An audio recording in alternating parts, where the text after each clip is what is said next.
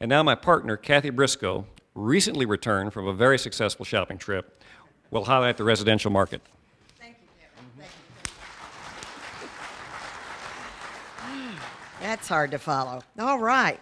Good evening. In years past, we have looked at the national market, the regional market, and zeroed in on our local housing market. We are going to switch gears tonight. In light of our distinguished guest, Secretary of Commerce Victor Smith, we will focus on the state of Indiana, and then we'll drill down to our local housing market in Southwest Indiana. In 2013, housing outperformed 2012 in every measure statewide. Existing home sales increased by 14%. The average sale price in 2013 was up 4.3% to $146,000. And new listings increased by 4.5%, another sign of an improving residential market. Our local story is much the same as the state of Indiana. We are better than pre-recession numbers. All of our gears for housing growth are turning, including improved consumer confidence and attractive mortgage rates. Sales in our 4 county areas increased to 10.7%. Looking at the same 4 counties, we see record levels for average sale price for Vanderburgh and Warwick counties, and near record levels for Posey and Gibson counties. But there's more good news. Our days on market declined to 87 days, an improvement of 6% from 2012. List to sale price ratio also increased to 96%. And FC Tucker Emge had our best year ever, closing over $400 million in real estate transactions. Yeah, I'll pause. It's okay.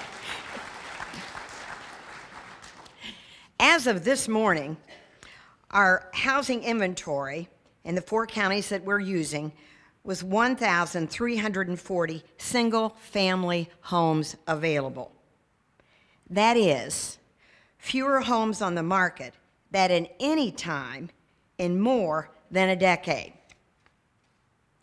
Looking at our past 4 years of housing inventory, we can see an obvious trend. We have dropped more than 3 months' supply from 2010 to 2013.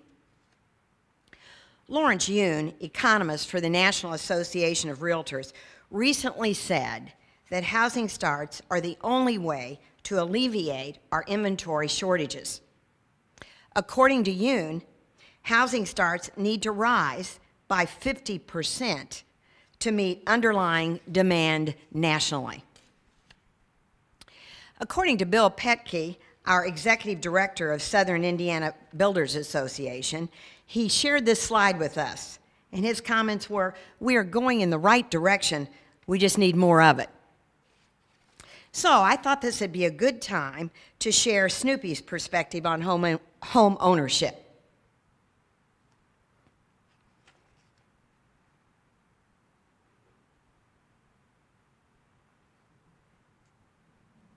I have to say, I really like the last one.